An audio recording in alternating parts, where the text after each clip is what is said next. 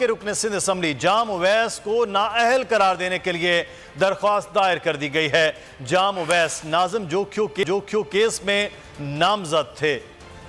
हम खबर आपको दे रहे हैं, सिंध हाई कोर्ट में पीपल्स पार्टी के रुकन सिंध असम्बली जाम उवैस को नाअहल करार देने के लिए दरख्वास्त दायर कर दी गई है। जाम उवैस नाज़िम जोखियो केस में नामजद थे, उसके बाद दियत की रकम उन्होंने जमा करवाई और अब उन्हें नाअहल करार देने के हवाले से जो है वो दरख्वास्त जमा करा दी गई है। शाहिद हुसैन हमारे नुमाइंदे हमारे साथ हैं। जी शाहिद, आगाह कीजिएगा अपडेट्स के हवाले से।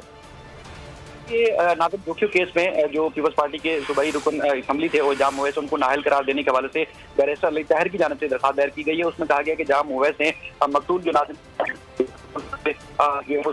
और उसके बाद फिर दियत की जो रकम है वो अदा की। जाम उवैस की जानिब से दियत की रकम अदा करने के बाद वो सादिक और अमीन नहीं रहे, तो लिहाजा इनको जो सूबाई असम्बली के निश्चित से जिससे मुंतखब हुए थे उससे इनको नाअहल करार दिया जाए और उसके बाद फिर इनको जो MPA की निश्चित से उससे भी फारिग किया जाए। अब दरख्वास्त बाकायदा तौर पर दायर हो चुकी है और उसमें जाम उवैस को भी फरीक बनाया गया है, स्पीकर सिंध असम्बली को और सेक्रेटरी सिंध असम्बली के साथ साथ इलेक्शन कमीशन को भी फरीक बनाया गया है और बताया गया है कि 3 को सिंध हाई कोर्ट का 2 रुकनी बेंच जो है दरख्वास्त